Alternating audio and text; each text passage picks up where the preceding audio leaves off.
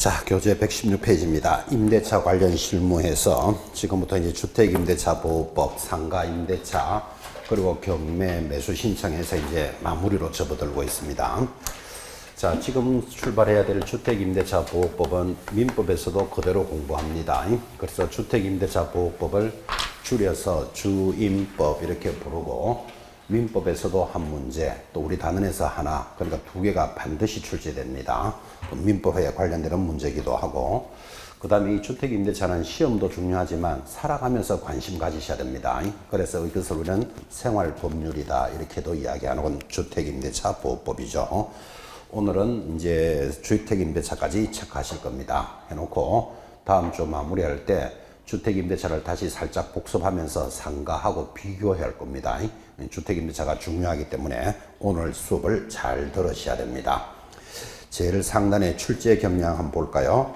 주택임대차 보호법과 상가 건물임대차 보호법에서 각각 하나씩 출제되고, 실무 부분은 크게 7문제 내외로 출제되는데 본 입문서는 일부 내용만 수록하였고 수록된 부분에서 출제되는 비중은 3문제 정도이다. 이렇게 이제 소개를 해주니까 중요한 단원이다 이 뜻입니다. 이게 지금 뭐 몇 문제 나온다 이런 건 의미가 없죠. 자, 중요하다라는 주택임대차가 출발했고, 오늘 첫 시간이니까 제목만 가지고도 굉장히 강조할 겁니다. 1번 내려가면 주택임대차 보호법 제목을 보시면서 주택에 동그라미 합니다. 제목에 동그라미. 자, 그러면서 묻습니다. 이 법은 무엇에 대해서 보호합니까? 주택에 대해서만. 주택에 동그라미 하셨죠? 자, 그러면 여러분에게 주택이 뭘까요?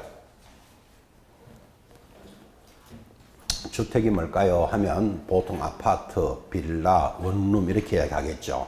그런데 여러분이 생각하시는 그 주택보다 범위가 훨씬 큽니다. 그래서 지금 제목을 딱 보시면서 주택이 뭘까 한번 고민해 보라고 동그라미 했습니다. 그 다음에 제목이 임대차 보호법이잖아요. 그럼 임대차라는 말은 집주인을 뭐라 부른다? 임대인, 세입자를 임차인 사이를 임대차라 합니다. 그래서 임대인과 임차인 사이에 그 다음에 동그라미 합니다. 보호해주는 법입니다. 보호법. 누구를 보호할까요? 일방적으로 임차인만 보호합니다. 그래서 임대차는 집주인, 임대인과 세입자, 임차인 사이에 일어나는 건데 누구를 보호해준다? 임차인을 일방적으로 보호해줍니다. 그 임대인은 보호하지 않습니다. 그래서 제목을 잘 보면서 주택에 대해서 임차인을 보호해주는 법인데, 자, 여러분이 세입자라면 뭐를 보호해줘야 될까요? 보호를 해주는데 뭐를 보호할까 하니까 어떤 분이 숨도 안 쉬고 임차인의 딸을 보호합니다. 그런 소리 하면 안 됩니다. 또 임차인의 세금을 보호해 줍니다. 비싸고 그런 소리 하고 있으면 안 되고, 임차인한테 제일 중요한 게 뭘까요? 그래도 돈, 보증금을 보호해 줍니다. 그래서 보증금을 보호해 주고, 두 번째, 보증금만 보호돼서 안 되죠. 이 한겨울에 눈보라 날리는데 집주인이 돈을 내주면서 내일 나가시오. 이것도 임차인이 난감하잖아요. 그래서 뭐가 보호돼야 된다? 기간입니다. 기간. 자, 그러면 이제 제목만 가지고도 크게 전달합니다. 첫 시간이니까. 주택임대차 보호법은 주택에 대해서 임차인의 보증금과 기간을 보호해 줍니다. 그럼 요 개념이 딱 잡혀 있으면 이제 수업을 들으시면서 이렇게 보증금을 보호해 주는구나, 이렇게 기간을 보호해 주는구나, 이렇게 구분이 될 때 여러분이 이제 어느 정도 내용이 잡힙니다. 자, 그러면 다음 주에 하면서 다시 비교하겠지만, 상가 건물 임대차 보호법은 무엇에 대해서 보호할까요? 상가에 대해서만. 상가. 그때 여러분은 상가가 무엇입니까? 하면 영업하는 집, 그러면 틀려요. 그래서 그런 걸 조심하셔야 시험에서. 이제 다음 주에 하겠지만, 상가는 장사하는 곳, 영업하는 곳이 아니고 사업자 등록이 돼 있어야 돼. 그죠? 사업자 등록이 안 돼 있으면 아무리 영업하더라도 보호 안 된다, 지금 이 말이에요. 그 다음에 상가에 대해서 누구? 임차인을 보호해 주겠죠. 그때 뭐를 보호해 준다? 보증금과 기간을 보호해 주는데, 자, 지금 공부할 주택은 보증금, 돈에 대해서 기준이 좀 더 세게 나와 있다면 상가는 기간에 대해서 세게 나와 있습니다. 상가는 여러분 들으셨죠? 장사 좀 될만 하니까 집주인이 나가라. 아니면 임대료를 월 100만 원에서 월 500으로 올린다. 그러면 임차인이 굉장히 힘들겠죠. 그래서 상가는 무엇에 초점을 맞추는다? 기간에 초점을 맞췄습니다. 그래서 이제 이런 큰 틀을 첫 시간에 한 번쯤 이렇게 들어놓는 게 중요합니다. 자, 이제 주택에 대해서 임차인의 보증금과 기간을 보호해 주는데 이거를 보호를 받으려면 1번 적용 대상이 있다니까요. 첫 번째, 주거용 건물의 전부 또는 일부의 임대차에 대해서 적용합니다. 자, 여기서 재밌는 건 주거용 건물이 대표적으로 아파트, 빌라, 주택인데 전부도 되고 무엇에 대해서도 보호해준다? 일부도 해준다는 걸 잘 보셔야 돼요. 여러분, 아파트는 그런 사람은 잘 없지만 아파트에도 방 한 칸만 새 사는 사람이 있겠다 없겠다? 있을 수 있죠. 그러면 그 한 칸만 살아도 보호된다고 이 법이 전부 또는 일부에 적용합니다. 2번 더 중요합니다. 무허가 건물 미등기 주택도 보호된다 안 된다? 보호된다. 여러분, 무허가 건물은 이런 거죠. 뭐 컨테이너 박스에 집을 떡 넣어놨습니다. 여기 새 살면 보호된다 안 된다? 된다고. 미등기 건물도 당연히 보호받습니다. 자, 그럼 2번에서 크게 배워야 될 것. 살림만 살면 보호해 주는구나. 이 느낌을 가지셔야 돼요. 등기돼 있거나 무허가 권한을 따지지 않습니다. 3번도 시험에 잘 나옵니다. 공법상 용도와 관계없이 줄 것입니다. 사실상 주거용으로 사용하면 보호됩니다. 여러분, 여인숙이 뭐 하는 데인 줄 아십니까? 요즘은 여인숙도 잘 없지만 여인숙은 숙박시설이죠. 뭐 서울역 앞에 쪽방 이런 거 있습니다. 여인숙에다가 방을 고쳐서 이제 외국인 근로자들 이런 사람들이 살림 사는 게 많습니다. 자, 원래 여인숙은 뭐다? 숙박시설이지 주거용 건물이 아니잖아요. 근데 그거를 개조해서 살림 살면 보호된다 안 된다? 된다고. 그지? 공장에 가면 기숙사 있죠. 자, 공장의 기숙사는 주거용 건물이 아니잖아요. 공장용 건물이잖아, 이게. 거기에 기숙사를 고쳐가지고 살림 살고 있으면 보호된다 안 된다? 된다고. 그래서 공부상 기준이 아니라 뭐를 기준으로 한다? 사실상 용도를 기준으로 한다. 사실상 살림 살면 보호해 주겠다. 지금 이 뜻이죠. 굉장히 그 범위를 넓게 해석하는 걸 잘 보셔야 됩니다. 4번 임차주택의 일부가 주거 외의 목적으로 사용될 때도 이 법이 적용됩니다. 자, 주거용 건물에 한한다 해놓고 주거용 일부로 쓰는 것도 인정해줘요. 예를 들면 구멍가게 같은 데가 있어요. 구멍가게 앞부분은 가게겠죠. 뒷부분은 할아버지 할머니가 방을 한 칸 넣어서 그 구멍가게를 보고 있는 아주 조그만한 게 있다면 그 살림 살고 있는 방 보호된다 안 된다? 된다고. 일부가 주거 외의 목적으로 사용하더라도 인정해준다. 자, 그러면 여러분 지금 1, 2, 3, 4를 보시면서 굉장히 큰 걸 하나 느끼죠. 무허가 건물이든 등기가 돼 있든 안 돼 있든 공부를 기준으로 하지 않고 뭐만 하면 보호해준다? 살림만 살면 보호해준다. 주택임대차의 굉장히 큰 범위입니다. 자, 그런데 이제 보호 안 되는 게 있습니다. 그러니까 2번이 얼마나 중요해요. 적용의 배제. 1번 일시 사용에 줄 딱 꺼놓고 임대차가 명백한 경우에는 보호되지 않습니다. 살림만 살면 보호해 준다는데 일시적으로 사는 건 보호 안 돼. 자, 살림 사는 집이 일시적인 것 어떤 게 있을까요? 살림 사는 집인데 일시적인 것 옆에다가 필기해 봅니다. 민박집, 콘도, 펜션 이런 거는 보호 안 됩니다. 2박 3일 살림 사는 집 뭐 이런 거 살림만 살면 보호해 준다 해놓고 안 되는 게 있다니까요. 민박집, 콘도, 펜션 이런 건 보호 안 됩니다. 2번도 중요합니다. 법인이 임차인이면 적용되지 않는다. 법인에 동그라미 놓고 밑에다가 X 탁 해놓으셔야 돼요. 법인은 보호되지 않습니다. 법인은 이렇게 설명합시다. 코롱 주식회사라는 법인에서 수원에 있는 아파트 전세를 얻습니다. 누가 얻었다고요? 코롱 주식회사가. 왜? 지점장 사택으로 쓰려고 아파트 전세 얻었다. 그거 보호된다 안 된다? 안 돼. 그 임차인이 법인이면 적용하지 않는다고. 그죠? 그러니까 여러분과 저와 같은 자연인만 되는 거예요. 자, 그러면 이제 교재는 빠졌지만 옆에다가 필기 하나 하시기를. 외국인은 우리나라 와서 살림 사는 사람 있다 없다? 외국인 사는 사람 많죠? 보호된다 안 된다? 됩니다. 그 외국인도 보호받습니다. 카사블랑카 이런 사람들도 세 얻으면 보호받습니다. 외국인은 되는데 갈로 열고 불법 체류자 X. 불법 체류자는 안 된다. 그죠? 이런 것들이 여러분 생활 법률로서 중요한 게 예를 들어서 나중에 오늘 우리 다음 주 마지막 편에 경매도 배우지만 어떤 아파트, 주택을 경매를 하나 받으려고 합니다. 근데 거기 세입자가 임차인이 외국인이다. 그러면 신경 써야 된다고. 왜 신경 써야 되는가 하면 자, 외국인은 주택임대차 보호된다 안 된다? 된다 그랬잖아요. 그럼 그 사람이 정상적으로 전세보증금을 다 받아 나갈 수 있을 것 같으면 여러분이 그 물건을 낙찰을 받았다면 그 사람이 저항이 별로 없겠죠. 자기 보증금을 다 회수된다면. 근데 예를 들어서 전세보증금 뭐 7천만 원짜리 빌라에 살고 있는데 만약에 이게 경매 처분되면서 그 외국인이 한 푼도 보장을 못 받는다. 그럼 그런 물건을 낙찰을 받았을 때 외국인 보고 내가 낙찰을 받았으니까 나가세요 이러면 카사블랑카 뭐라고 하는지 아십니까? 경매가 뭐예요? 이렇게 앉아있으면 골 때린다고. 그죠? 그래서 외국인도 주택임대차가 적용되는지를 보고 낙찰을 받으셔야 돼. 이해하시겠죠? 그때 일단 외국인도 보호를 받되 뭐는 안 된다 그랬죠? 불법 체류자는 안 돼. 그죠? 뭐 이런 것들이 중요하다고 생활 법률에서. 그죠?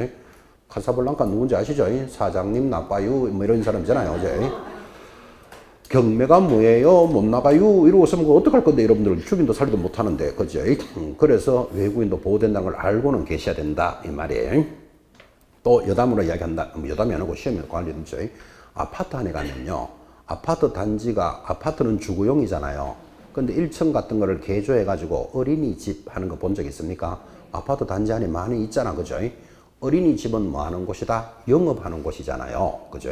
그러면 만약에 그 집이 경매 처분됐다면 여기에 주택임대차가 적용될까요? 상가가 적용될까요? 한번 그런 거 한번 생각해 봐야 돼. 원래 아파트는 주거용이잖아요. 그럼 주택임대차가 적용돼야 되는데 그거를 개조해 가지고 뭐 하고 있다? 어린이집을 하고 있다니까요. 영업행위를 하고 있다니까요. 그럴 수 있잖아. 그죠? 그러면 여러분들이 나중에 그걸 경매로만 나왔다면 주택임대차와 상가임대차를 같이 적용해야 돼요. 그래서 임차인 입장에서 더 유리한 것으로 적용해줘요. 상가를 적용하니까 더 낫겠다. 그러면 그 사람은 상가임대차가 되는 거고 주택이 낫겠다. 주택으로 적용되는 거예요. 그렇게 애매모호한 물건도 많이 있잖아 봐요. 주택이면서 상가면서 이런 것도. 그죠? 참고로 이야기했습니다. 자, 지금까지 이야기했던 거 다 정리하면 주택임대차는 살림만 살면 보호해준다. 그런데 안 되는 게 두 개가 있다. 첫째 뭐? 일시사용은 적용하지 않는다. 민박집, 콘도 이런 거 2박 3일. 두 번째는 법인은 적용하지 않는다. 그런데 외국인은 적용해준다. 이런 것들이 중요한 거예요. 자, 그런데 밑에 박스 한번 봐봐요. 주택임대차에 보호를 받는 법인, 이게 무슨 말인가 하면 원래 법인은 안 된다 그랬잖아. 그죠? 근데 보호받는 법인이 있어요. 그러니까 이제 시험에 나오는 거라 이게. 첫 번째, 한국토지주택공사 찾았습니까? 동그라미 합니다.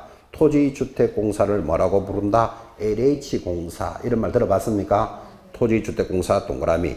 그 줄, 첫째 줄의 끝에 가면 지방공사 찾았습니까? 동그라미. 다 읽을 거 없고 나머지는. 그 다음에 쭉 내려오면 두 번째 점에 중소기업기본법에 따른 중소기업 찾았습니까? 중소기업 동그라미. 동그라미 모두 몇 개? 3개. 요거는 법인이라도 보호돼요. 이거 시험에 중요한 거예요. 자, 다시 이제 짚어달았으니까 적용 범위를 알아야 법을 공부하는 거예요. 이게 보호되는지 안 되는지를 알고 시작해야 되잖아, 지금. 그죠? 주목합니다. 법인은 보호받을 수 없다. 근데 되는 법인이 3개가 있어요. 첫째 뭐? LH공사, 토지주택공사. 두 번째 지방공사, 중소기업은 인정해준다. 되겠죠? 해당되는 법인 잘 보시고. 자, 이제 여기까지가 서론이었다면 117페이지 2번 대항력 왕별 딱 그려놓고 이제 여기서부터가 본론이에요. 자, 적용 범위를 보셨으니까 주택임대차든 다음 시간에 해야 될 상가임대차든 뭐가 있어야 된다? 대항력이 있어야만 이 법이 보호를 받는 거예요. 그래서 지금 왕별을 딱 그렸는데 주택임대차를 공부하신 분이 이 대항력에 대해서 설명을 잘 못하거나 대항력에 대한 문제를 틀리면 잘못 배웠거나 잘못 가르쳤거나 둘 중에 하나입니다. 그러니까 이 법을 배웠다면 뭐는 알고 있어야 된다? 대항력은 꽉 잡고 있어야 된다고. 대항력이 있어야 이 법이 출발을 하니까. 자, 그러면 그렇게 중요하다는 대항력이 뭘까요? 하면 1번 임대차는 등기가 없는 경우에도 임차인이 주택의 인도와, 자, 주택의 인도 앞에 1번 답니다. 조건이니까 1번 주택의 인도와 2번 답니다. 주민등록을 마친 때. 그리고 3번 답니다. 그 다음 날부터 조건이 몇 개? 3개가 있으면 제3자에 대해서 효력이 발생한다. 제3자 중요하니까 네모 탁 넣어놓으셔야 됩니다. 이 경우 전입신고를 한 때 주민등록이 된 것으로 보고 2번 임차주택의 양수인은 양수인의 밑줄 하나 긋습니다. 양수는 줄 꺼놓고 누구의 지위를 성계했다? 임대인의 지위를 성계한 것으로 본다. 이거를 대항력이라고 설명합니다. 자, 지금 짚어드렸지만 잘 이해 안 되는 사람이 있을까봐 그림으로 다시 설명합니다. 대항력이 무엇입니까? 하니까 조건이 3개가 맞아야 돼요. 이사를 하고 이거를 인도받고 이렇게 이야기하는 거예요. 그 집을 이사하고 인도하고 전입신고를 하면 이 전입신고는 주민등록이 된 때 전입한 것으로 본다 이렇게 됐죠. 하면 효력은 언제부터 발생한다? 그 다음 날부터 발생하는데 우리 판례는 오전 0시부터다. 시간까지도 정합니다. 그래서 그 다음 날부터 대항력이 발생하는데 이 대항력이 뭐냐? 지금 읽어드렸지만 그림으로 이렇게 봅니다. 자, 이게 아파트를 가지고 있는 사람 갑이 있습니다. 이 아파트 같이 보입니까? 자, 아파트를 가지고 있는 사람이 팔면은 매도인이라고 부르겠지만 지금은 임대차 보호법이잖아요. 그러면 집주인을 뭐라고 부른다? 임대인 이렇게 부르는 거예요. 아파트를 가지고 있는 사람. 이 아파트에 세를 사는 사람을 뭐라 부른다? 임차인 이렇게 불러요. 두 사람 사이에 계약이 일어났어요. 이거를 뭐라 그런다? 임대차 계약이라 그러죠. 우리끼리 말하면 뭐 보증금은 1억에 뭐 2년간 살겠다 이렇게 예를 듭시다. 자, 그러면 임대인 집주인 값과 임차인을 사이에 보증금은 얼마? 1억에 얼마 동안 2년간 살겠다라고 계약을 했습니다. 이게 임대차 계약이잖아, 그죠? 자, 이렇게 계약이 돼 있고 임차인이 이제 아파트에 살고 있겠죠. 그런데 집주인이 세입자가 살고 있는 저 아파트를 병이라는 타인에게 매매하는 수가 있다, 없다? 매매할 수 있다, 없다? 있죠. 여러분이 갑이라도 집주인이라도 세입자가 다른 사람한테 내 집을 팔 수 있다, 없다? 팔잖아, 그죠? 팔 수 있습니다. 자, 그러면 샀는 사람 병을 보고 뭐라 불러야 됩니까? 매수인이라 불러도 되지만 임대차니까 샀는 사람을 새로운 주인이다. 맞습니까? 새로운 주인을 신소유자다 그래요. 자, 이 병은 집을 왜 샀을까요? 아파트를 왜 샀을까요?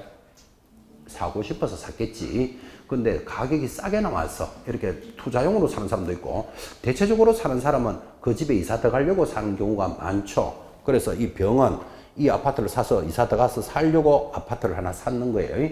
사놓고 보니까 누가 있지요? 임차인이 그 집에 살고 있죠.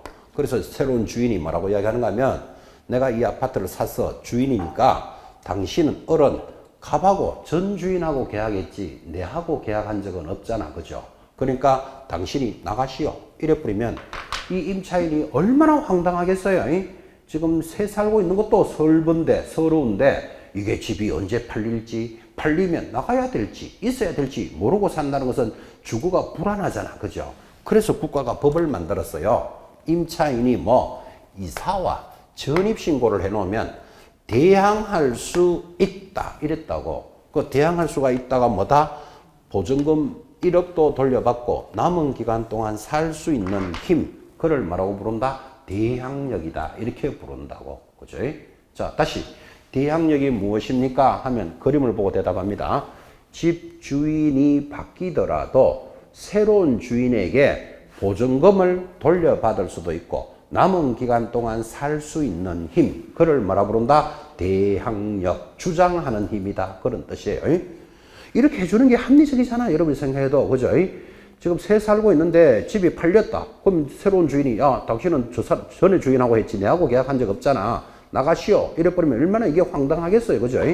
그래서 주인이 바뀌더라도 보증금도 돌려받을 수 있고 남은 기간 동안 살 수 있는 힘, 그를 뭐라 부른다? 대항력인데, 그러면 임차인이 이런 대항력을 갖추려면 뭐를 해놔야 된다? 이사와 전입신고를 해놔야 된다니까요. 그럼 이사와 전입신고를 하면 효력은 언제부터? 그 다음 날부터 발생한다. 조건이 그렇다 이 말이에요. 자, 그러면 여러분이 대항력을 이해했는지를 이제 좀 넓게 한번 가봅시다. 이 사람이 집을 팔았다 그랬죠. 매매. 그럼 팔았으니까 이 사람을 보고 매도인 이렇게 불러도 되죠. 매도인. 이 사람은 뭐라고 부르죠? 매수인 이렇게 불러도 되겠죠. 자, 시험에서 임차인 어른 매수인에게 대항할 수 있다 이렇게 들어온다고요. OX. 매수인이 병이고 병이 새로운 주인이잖아 지금. 그죠? 어설프게 공부한 사람은 임대차 보호법은 임대인과 임차인 사이에 일어나는데 갑자기 매수자한테 대항한다네? X 하면 또 내년에 반갑게 만나는 거예요. 지금 뭐를 이야기하는지를 늦게 해석하시라고. 그럼 매매니까 외도인 매수인 이렇게 불러도 되잖아요. 자, 다시. 갑이 아파트를 가지고 있는 상태에서 이 집이 경매 처분됐어요. 왜 경매 처분됐을까요? 돈을 못 갚았으니까 경매 처분되겠죠. 그럼 누군가 낙찰을 받겠죠. 낙찰받은 사람을 뭐라 부른다? 경락인 이렇게 불러요. 경락인이 새로운 주인 맞잖아. 그죠? 임차인은 경락인에게 대항할 수 있다. OX. 오, 같은 말 지금 하고 있는 거예요. 매매니까 매수인이고 경매 받으면 경락인인 거예요. 좀 감각이 떨어지니까 다시. 이 임대인 갑이 사망했어요. 집주인이 왜 죽었을까요? 숨을 안 쉬니까 이야기했잖아. 혹은 독침에 맞았어. 그죠? 자, 사망했다. 그러면 이 아파트는 어떻게 됐을까요? 집주인이 사망했어요. 아파트는 어떻게 됐을까요? 상속되었다. 이 정도는 상식이잖아. 그죠? 자식이 하나만 있다고 보고 아파트가 상속됩니다. 그를 뭐라 부른다? 상속인 이렇게 부르겠지. 그럼 상속인이 새로운 주인 맞잖아요. 그래서 임차인은 상속인에게 대항할 수 있다. 똑같은 말을 지금 계속 반복하고 있습니다. 자, 그러니까 병에게, 새로운 주인에게, 매수인, 경락인, 상속인에게 대항할 수 있다를 다 적으려니까 귀찮거든. 그래서 이 사람을 한마디로 뭐라 부른다? 제3자라고 부른다고. 그래서 여러분들은 지금 3자의 네모 딱 하셨어요. 3자에게 대항할 수 있다. 3자 맞죠? 왜? 계약은 지금 누구하고 누가 했다 그랬다? 갑하고 을 사이에 임대차가 일어났다 그랬잖아, 지금. 그럼 나머지들은 전부 다 뭐다? 제3자인 거라, 그죠? 그럼 제3자 탁 들으면 여러분들은 매수인, 경락인, 상속인, 새로운 주인, 병, 이 말이 쫙 연결이 돼야 된다고. 제3자에게 뭐 할 수 있다? 대항할 수 있다. 그러면 이 3자를 좀 더 넓게 확장하면, 자, 이 사람들은 어쨌든 간에 물건을 넘긴 자고, 이 자들은 어쨌든 간에 물건을 받은 자잖아요. 받은 자를 뭐라 부르죠? 양수인이라고 부르잖아. 그죠? 양수인들은 하면 이 사람이 쭉 보여야 돼. 양수인은 누구의 지위와 권한을 선계했다고 지금 보셨죠? 임대인의 지위와 권한을 선계했으니까 보증금도 누가 내줘야 된다? 양수인이 내줘야 된다고. 그죠? 그게 대항력이에요, 지금. 그죠? 거기 동그라미 2번 다시 줄하면 거예요. 임차주택의 양수인은 하고 탁 들어오면 양수인이 눈에 쫙 들어와야 됩니다, 지금. 매수인, 상속인, 경락인, 병, 새로운 주인, 이를 양수인이라 그런다니까요. 양수인은 누구의 지위를? 집주인, 임대인의 지위를 승계한 것으로 본다. 그러니까 보증금도 누가 내준다? 양수인이 내줘야 된다고. 이거를 대항력이란다. 그죠? 지금 여러분한테 굉장히 크게 설명했습니다. 그러니까 이런 문제가 충분히 나오겠죠. 갑과 을 사이에 임대차 계약이 일어나고 이 집이 병에게 매각이 되면, 그럼 병은 이제 새로운 주인이잖아, 지금. 그죠? 매각이 되면 갑이 임대인이죠. 보증금 반환의 의무가 없다. 이렇게 시험에 나온다고요. 갑은 보증금 반환의 의무가 없다. OX. O. 누가 보증금 돌려줘야 된다 그랬다? 병이 돌려줘야 된다고 지금 이야기했잖아요. 그거를 대항력이라고 설명한다고. 그죠? 그래서 대항력이라는 것은 보증금도 돌려주고 남은 기간 동안 살 수 있는 힘, 그걸 뭐라 부른다? 대항력 그럽니다. 자, 그래서 이 주택임대차를 배우거나 다음 주에 상가임대차를 공부하실 때 대항력에 대해서 설명을 잘 못하거나 대항력에 대해서 틀리면 잘못 배웠거나 잘못 가르쳤다니까. 대항력이 있어야 이 법이 출발을 하기 때문에. 그죠? 대항력을 굉장히 크게 설명했습니다. 요거를 이제 우리 실생활로 이렇게 약간 한번 빗대 볼까요? 여러분 대항력을 좀 더 잘 익히라고. 여러분이 지금 중개사 공부하고 계시잖아. 그죠? 이렇게 공부하고 있는데 여러분 친구가 을이에요. 친구가 아파트 새 살고 있다 이 말이죠. 살고 있는데 친구가 여러분한테 지금 전화 오기를, 야, 내가 지금 아파트에 새를 살고 있는데, 우리말 하면 전세 살고 있는데 아파트가 경매 넘어간단다. 그러면 자기가 보증금 1억에 지금 살고 있는데 걱정되잖아요. 내 보증금이 다 회수될까 이렇게. 그런데 여러분이 중개사 공부를 하고 있으니까 부동산의 전문가라고 생각하는 거예요. 그래가지고 야, 너는 강남까지 가서 지금 부동산 공부하고 있잖아. 그죠? 그래서 묻기를, 우리 아파트가 경매 넘어간다는데 걱정이다. 이렇게 전화가 온 거예요. 그럼 여러분이 친구인데 뭐라고 한마디 해줘야 되잖아, 지금. 그죠? 잘 됐네. 이러고 있으면 안 되지, 친구인데. 그죠? 지금 친구는 걱정해서 지금 보증금이 지금 1억이 지금 들락날락거리고 있는데, 지금. 그죠? 그때 여러분들은 뭐라고 이야기해야 될까요? 여러분은 부동산 공부하고 있는데 친구가 내가 살고 있는 아파트가 지금 경매 넘어간단다. 나는 걱정이다. 이렇게 전화가 왔다고. 그럼 여러분 뭐라고 대답한다? 뭐라고 대답하실래요? 걱정할 일 없잖아요. 친구 보고 걱정할 일 없잖아요. 이래요. 왜? 그럼 친구가 이거 왜 그런지 물어볼 거잖아. 왜? 일단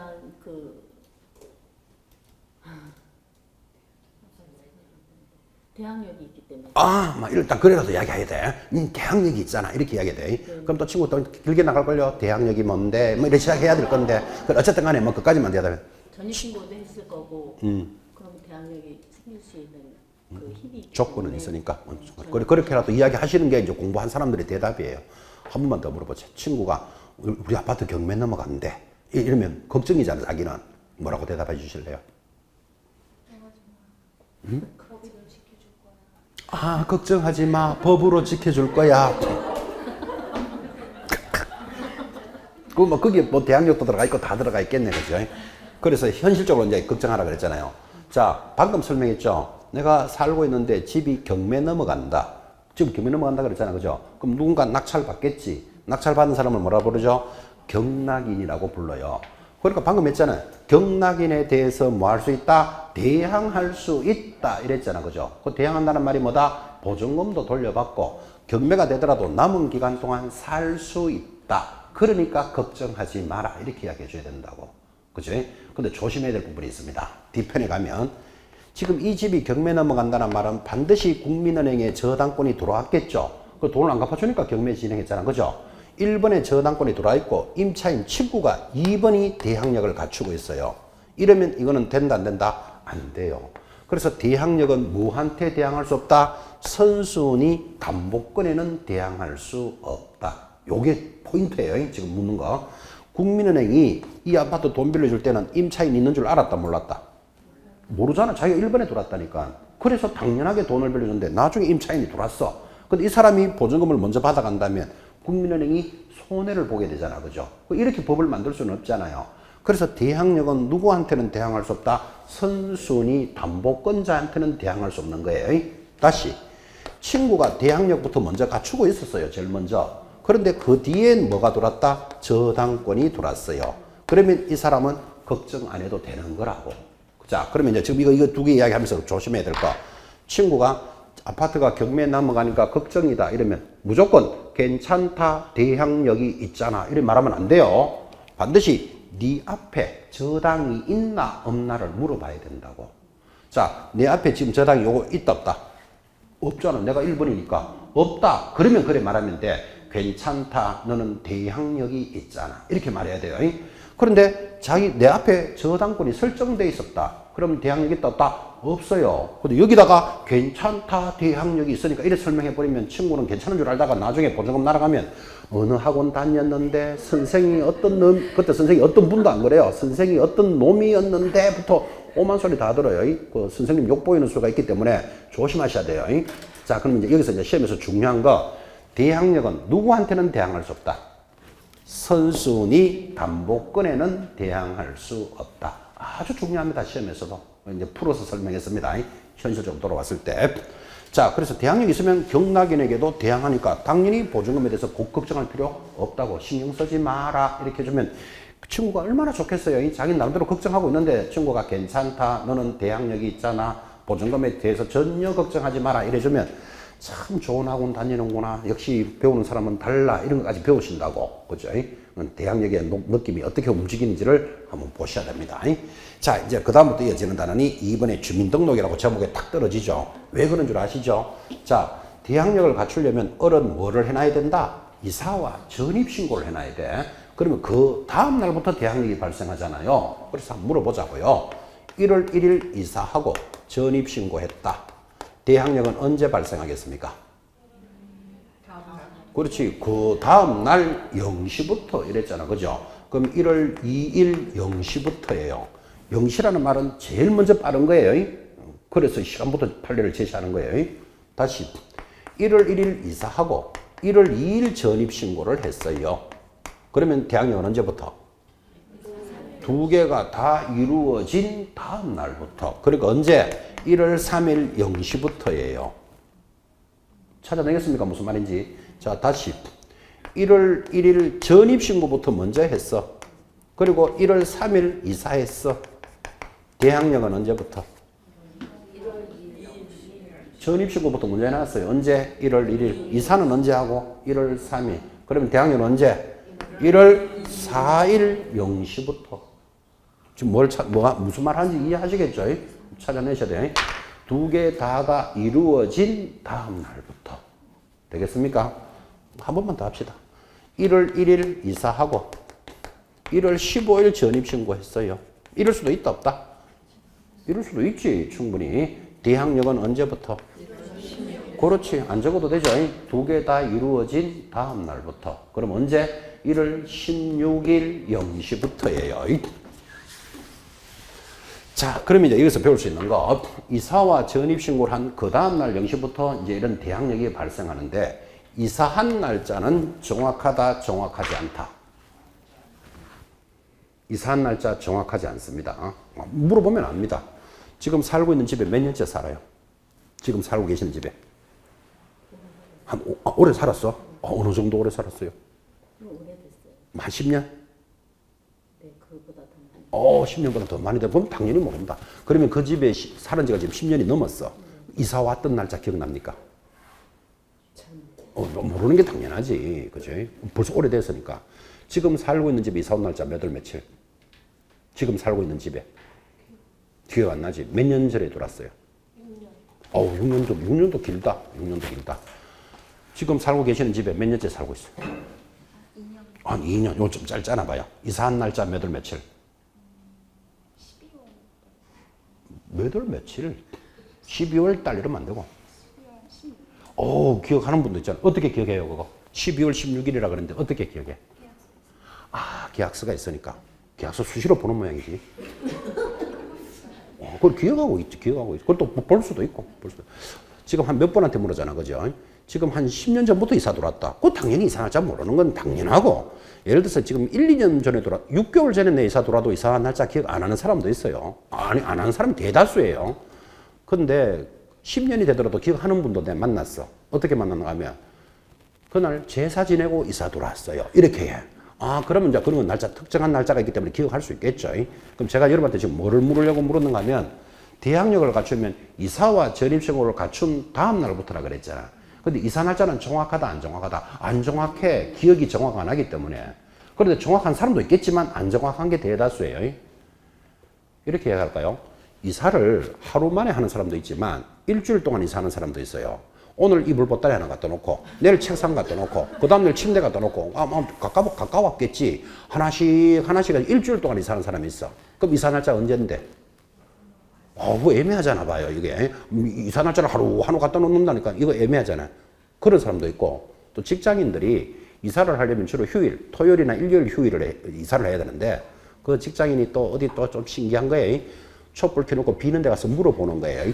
손 없는 날이 언제입니까? 회사하면서. 그 이사하는 날 좋은 날이 언제입니까? 하고 물어보니까 거기서 돈 받은 죄로 1월 15일 이사하래. 근데 그날이 수요일이야.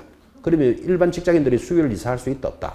없잖아요. 그러니까 뭐라고 이야기하는가 하면, 그 수요일은 나 이사 못 하는데요. 어떡하지? 하니까 거기서 돈 받은 죄로, 그러면 수요일 날 밥솥을 하나 갖다 놓고, 그죠? 토요일 날, 그래, 이사를 가면, 그거는 수요일로 이사하는 거하고 똑같다. 그래요. 그래, 또 그것도 어디 가서 들어가지고 또 밥솥 다 찌그러진 거 하나 또 수요일로 갖다 놔요. 갖다 놓고, 이제 토요일 날 이사 들어갔어. 그럼 그 사람 이사한 날은 수요일이다, 토요일이다. 정신 차리가 대답해봐요, 지금. 수요일. 토요일. 그건 수요일로. 내 예전에 어떤 사람한테 만나니까, 그죠? 그날 이사 못하는데 어떡하나 하니까, 요강을 그날 갖다 놓고 이래. 요강은 뭔지 아십니까? 요강 아시는 분은 할매급입니다. 완전히. 그죠? 지금. 그래서 수요일 날 요강 갖다 놓고, 그죠? 그 다음날 토요일 날 이사 가면 된대. 그래가지고 요강 갖다 놨다는 사람도 내 이야기 들어봤어요. 아이고, 그걸 어디서 구하기는 어디서 구했는가 몰라. 하여튼, 그죠? 그래, 지금 하고자 하는 뜻이 뭐다? 이사 날은 애매한 경우가 많다고. 하루 만에 이사할 수도 있지만 몇 날 며칠 이사하는 사람도 있고, 또 지금과 같이 밥솥 하나 갖다 놓고 그 다음날 이사하는 사람도 있고, 그죠? 또 한 10년쯤 돼가지고 이사 날짜가 애매한 사람도 있어요, 사실은. 그래서 지금 하고자 하는 뜻은 대항력을 갖추려면 이사와 전입신고를 갖춰야 되는데 이사는 좀 애매하잖아요, 이렇게. 그러니까 아예 전입신고한 날을 이사로 바꾸려면 아무 문제가 안 생긴다고. 그래서 여러분들 시험 지문에서 어떻게 나오는가 하면 어른 1월 2일 전입신고를 하고 이렇게 문제가 나오면 자동으로 그거 이사까지 했다는 말이에요. 이사는 애매하니까 이사를 아까와 같이 1월 1일 이사하고 1월 2일 전입신고 했습니다. 날짜를 주면 주는 대로 따라가면 되잖아, 지금. 그죠? 그럼 이사 날짜는 시험에 안 나오더라도 그날이 곧 뭘로 본다? 전입했는 날로 봐버린다고. 그러면 문제가 없어지잖아, 지금. 그죠? 자, 그래서 전입신고는 그러니까 중요하게 잘 돼 있어야 되겠죠. 예를 들면 전입신고를 할 때 이 아파트가 A동 101호예요. 그럼 A동 101호로 전입신고 해야 되잖아, 정확하게. 그런데 이거를 A동 1101호로 신고했어요. 글자 한 개 더 들어갔잖아, 지금. 그죠? 이 글자가 왜 들어갔는가 하면 겨울에 전입신고로 가보면, 그죠? 볼펜이 잘 안 나와요. 녹여가지고, 또 하면 녹였으면 또 종이 그려봐야 돼. 찍찍찍찍 하다가 여기 하나 쏙 들어갔어. 원래는 1101호로 하려고 그러는 게 아니고, A동 얼마로? 101호로 하려고 그러는데, 볼펜이 잘 안 나와가지고. 안 나와가지고. 왜 어쨌거리는 바람에 1101호가 됐어요. 이거 대항력 인정해준다, 안 해준다? 절대로 인정할 수 없다. 지금 무슨 소리 하죠? 전입신고는 정확하게 되어야 한다. 이 말을 지금 강조하는 거예요. 그러면 여러분 입장에서 101호에 글자 하나 쓱 들어갔는데 이거는 좀 봐줘야 안 되겠느냐? 만약에 이거를 봐주게 되어버리면 여기 제3자의 이익을 엄청나게 해칩니다. 이익을 얼마나 해치는가 한번 보실랍니까? 다 똑같은 사람들인데 경락인을 기준으로 합시다. 지금 이 아파트가 경매 넘어왔답니다. 그럼 여러분이 이제 병으로서 이 물건을 경매 받으려고 해. 근데 여기에 세입자가 대항력이 있으면 이 사람한테 보증금 내줘야 되잖아, 지금. 그지? 그럼 이게 아파트가 5억짜리다. 그럼 보증금 1억이면 최소한 내가 4억 이상 받으면 손해잖아, 지금. 이거 보증금 1억 내주고 4억에 사면 이거 5억 넘는 거잖아, 지금. 그지? 그러니까 이 사람이 대항력이 있느냐 없느냐에 따라서 이 물건을 내가 낙찰을 받을까 안 받을까 고민을 해야 되잖아, 지금. 그죠? 그래서 병이 경매를 낙찰을 받으려고 하면 여기 세입자가 대항력이 있는지 없는지 확인해 봐야 되겠죠. 확인해 보는 방법이 뭐죠? 이사와 전입신고가 돼 있느냐 확인해 보려면 이사 돼 있는가부터 봐야 되겠죠. 그러면 저기 아파트 가서 띵동 하면 세입자 나오겠죠. 네 대항력 있습니까? 이래 물으면 소금 날아오는 수 생깁니다. 그날 자기 집은 지금 아파트 경매 넘어간다고 스트레스 받아야 되는데 네 대항력 있습니까? 지금 이래 물어볼 일이 안 되잖아요. 소금물 받습니다. 소금물. 그리고 낮에 또 띵동 하면 없는 사람이 대다수예요, 집에. 그죠? 그래서 직접 가서 확인하는 건 무리예요. 물어볼 수도 있지만. 그러니까 저 3자인 병이 이 사람이 대항력이 있는 것을 무엇으로 확인한다? 주로 주민등록 등본을 확인하거나 등기부를 떼보는 거예요. 그래야지 이 사람이 정확하게 등기가 돌았는지 이사가 왔는지를 확인한다고. 해보니까요. 뭐라고 돼 있다? A동 101호인데 전입신고를 뭘 해놨다? A동 1101호로 했으니까 101호에는 사람이 없는 걸로 돼 있잖아, 지금. 그죠? 그러니까 병이 경매 받으려고 보니까 대항력 있는 세입자가 없구나. 그러니까 안전한 물건이네 하고 낙찰을 턱 받았는데 나중에 을이 빵긋빵긋 웃으면서 나타나서 야, 글자 하나 더 들어가서 그렇지. 그럼 봐줘야 되잖아. 이렇게 봐주게 되면 병은 얼마 내놔야 된다? 돈 1억 내놔야 돼, 지금. 그 돈 1억이 장난이 아니잖아, 그죠? 그 제3자의 이익을 얼마나 해친다는 걸 알 수 있죠. 그러니까 전입신고는 어떻게 된다? 정확하게 돼야 된다고. 뭐하고 정확해야 된다? 공부에 있는 것하고 정확해야 돼요. 여러분 이런 거 많죠? 5층짜리 빌라에 가보면 1층은 뭐 101호, 2층 201호, 3층 301호, 4층은 401호로 해야 되는데 우리나라 사람들은 4자 잘 안 좋아하거든. 401호를 501호로 적어놔. 그러면 거기 전입하는 사람이 앞에 문패에 뭐라고 돼 있다? 501호로 돼 있잖아, 그죠? 그래서 A동 501호로 전입신고를 했는데 등기부에는 그게 뭘로 돼 있다? 당연히 401호로 돼 있다고. 그럼 일반인들이 등기부를 확인할 때는 401호에 사람이 있나 없나를 보고 있지 지금 501호를 보는 거 아니죠. 그래서 명패를 보고 전입신고하면 된다 안 된다? 안 된다고. 이런 것들 이제 판례로 시험에 들어오는 거예요. 보통 신혼부부들이 그죠. 이제 막 결혼해서 이제 자기 살 빌라 새로 신축한 빌라를 저기가 우리가 앞으로 신혼살림 살 집이야 하고 신혼부부가 먼저 가보는 수가 생기잖아. 이제 빌라를 다 지었으니까 가보니까 거기 앞에 유리창에다가 아직까지 이제 짓고 있는 거니까 101호, 102호, 103호, 104호 유리에 그래 적어놨어. 아, 그래서 어디서 듣기를 전입신고 빨리 해야 유리하다더라. 이거는 들어가지고 유리창에 적혀 있는 101호를 보고 전입신고를 A동 101호로 했는데 그 빌라가 다 지어지고 등기될 때는 여기서부터 101호, 102호, 103호, 100호. 이게 401호다고, 그지? 그렇게 잘못되면 이거 인정해준다, 안 해준다? 안 해준다고. 나는 유리창에 적은 걸 보고 했는데 그래가지고 인정 안 된다고, 그지? 제3자는 뭐를 보고 확인한다? 공부를 보고 확인한다고. 공부가 뭐라고요? 주민등록 등본이나 등기부를 보고 확인하는 거예요. 그래서 전입신고는 정확하게 되되 뭐하고 정확하게 된다? 공부와 정확하게 돼 있어야 돼. 이런 것도 조심하셔야 돼요. 보통 지하 1층 101호다. 지하 1층 101호로 공부에 돼 있는데 어디서도 또 유식하게 B101호 이런 거 적어놨는 거 보셨죠? 지하를 B1에 표시하는 데 있다고. 그죠? 하여튼 공부하고 다르면 인정해준다, 안 해준다? 안 해준다고. 전입신고 아주 조심하셔야 됩니다.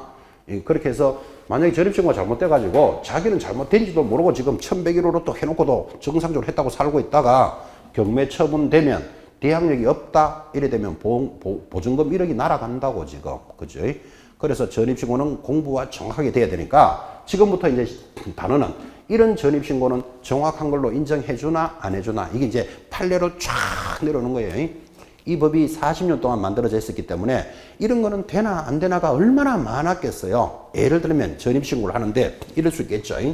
어리 임차인이에요. 뭐 이제 계약을 하고 전입신고를 했으니까 가족들이 이사 돌았겠죠. 부인이 하나 있고 원래 부인은 하나지만 하나 있고 아들, 딸 그 네 식구가 이사 돌았어요. 전입신고를 다 하고. 그런데 이사 들어오고 한 달이 안 돼가지고 아버지가 뭐 예를 들어서 광주로 전출 나갈 수 있다 없다? 있겠지, 직장 따라. 그러면 임차인 계약한 사람이 전출을 해요.